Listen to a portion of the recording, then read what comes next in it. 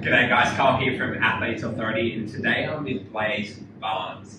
Blaise spent the last 12 months or so with us rehabbing his ACL, and today we're going to talk a little bit about that experience, where Blaise was before he came to us, where he is now, what he's looking forward to. So Blaise, maybe we'll start there. Tell us a little bit about your sporting history, because it's been a pretty interesting one. So I played rugby my whole life until I was about 4 or 5. Grew up in a very sporting family. Dad never coached footy, so it was kind of just a very easy get into this sort of thing. Seamless transition. Yeah, exactly. Played in Hong Kong until I was about 14. Overseas my whole life. Then came here, played footy at Joey's in Hunters Hill. Unfortunately, the last 4 years, I guess, I've been grilled by constant injury. 3 ACLs, 2 surgeries. But I was very fortunate in Year 12 to get signed by the Eagles for 2 years. I spent 2 years in the NRL there, in the under-20s program, then played a year at Ramwick, got picked up by the Aussie 7 squad, and then, in my ACL again there, and here we go. That's tough, isn't it? Like to do it once, fine, sucks, but let's get over it. Second time, bloody hell, I've got some bad luck here.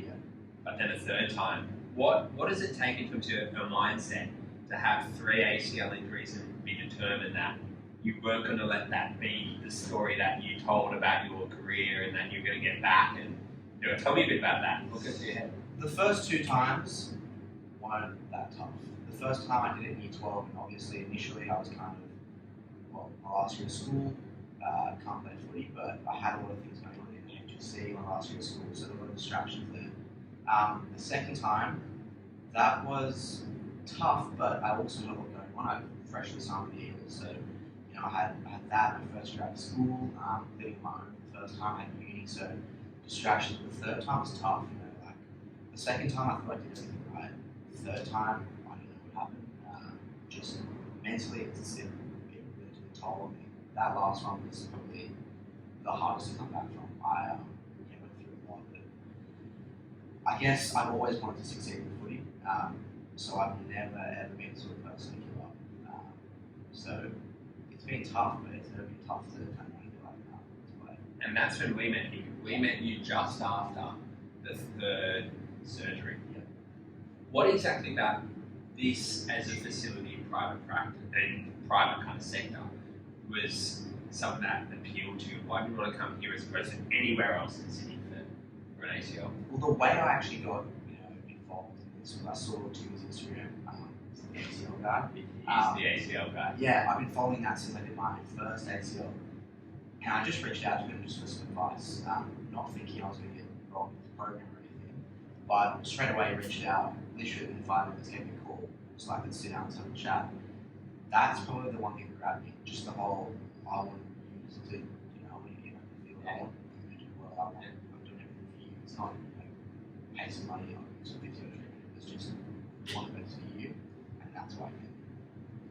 And so that's a perfect segue. Obviously you had that awesome experience early on, and probably learned one of our key values that our success is your success. We succeed when you succeed as an athlete. And so you've had that initial experience, and then you started the program, early stage rehab. Tell us a bit about kind of your experience over, say, the past 12 months in the program.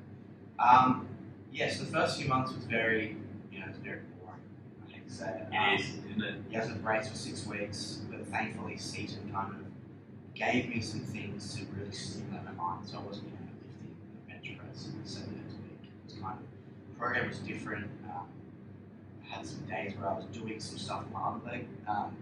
It was just like, my program in the first 6 months wasn't so focused on my knee, it was focused on the rest of my body and making sure that everything is taken notice of, which I was so thankful for, because when I came back from my last 2, I came back with a great knee. The rest of the body was at the same level as that knee, because I hadn't done anything like the rest of my body. That's really, that was awesome. I love that. So just being able to look at you, realizing you're not just a knee, you're an athlete, and you've got to look after 97% of you that's actually still working really well, and we've got to make sure that keeps moving forward. Yeah, nice. And so then maybe what about that transition? We call it end stage rehab, which is where the knee has function, you're doing that the basic stuff again, you've returned to run, but then there's that kind of period between things are starting to look pretty good, but you know you're not ready. Tell us about that last little kind of phase. So I think everyone here knows now that I'm a very impatient person. That last 3 months, my knee felt great. All I wanted to do was run. But you know, Timmy, Seaton, yourself, Blaise really grounded me and kept me moving, which is the biggest thing I'm thankful for, because they just didn't want me to go out there and do things that I wasn't ready for. And that's why we had so much testing to be done. Seaton came along to my physio and my surgeon appointments with everything. And I got out at the right time. Not earlier, not later, at the exact right time. And that's why my knee is so good today. And so let's talk about that. You've actually, this is a bit overdue. So you essentially got discharged from the program, thumbs up, you're good. You've been by yourself for at least the last 3 months, or just about 3 months. Tell us how that's felt being on your own. You've been running, you've been kicking, you've been doing that. How have you been feeling? 100%, 110%. Insane. Yeah. The practices that Tim put me in, and even Seaton, has stuck with me. You know, my prehab was never at the level it is now. Just me being conscious of my body and not overdoing things has been one of the biggest things I've taken from here back to training. And my body's feeling so good. Because that was perhaps, that was a great strength of yours, your discipline, your work ethic, your willingness to do more. But when you think from the injury and rehab context, that can also be a downfall if you do too much. Yeah. And so it sounds like you've been able to kind of figure out, well, what's the right amount of load and how do I manage my load well, so that I'm not doing too much, but also not undercooking myself and not being conditioned. So tell me about last 3 months. Are you essentially back to full training? Yeah. Is feeling good? Yeah, so I was back to full training the week of the virus hit. So I was supposed to play my game that weekend, and then all this happened. But it happened for a reason. I gave me some more time to focus on me. But yeah, I'm back to everything. As soon as I get a green light to play, I'm on. And you're with Randwick now? Yeah, Randwick now. How's the feeling? How's your feeling being back in the team environment and further fully around? It's so good. Yeah, I mean, the feelings is leaps and bounds. Doing it around but it's also like seriously so thankful for being like 6 months, 12 months. And July 18, or when do you find out when first round is? So 1st July we're clear to get back to sport, but that can be pushed back. That can be tentative in terms of just training that time. At the moment, it's a tentative start date back in July, but I'm hoping for 18. And you feel you're ready? I've been ready for the last 2. No, good. Mate, thanks for sharing your thoughts, your experiences. We can't wait to see you dominate this adapted season this year. You're a testament to work ethic, to discipline, to commitment.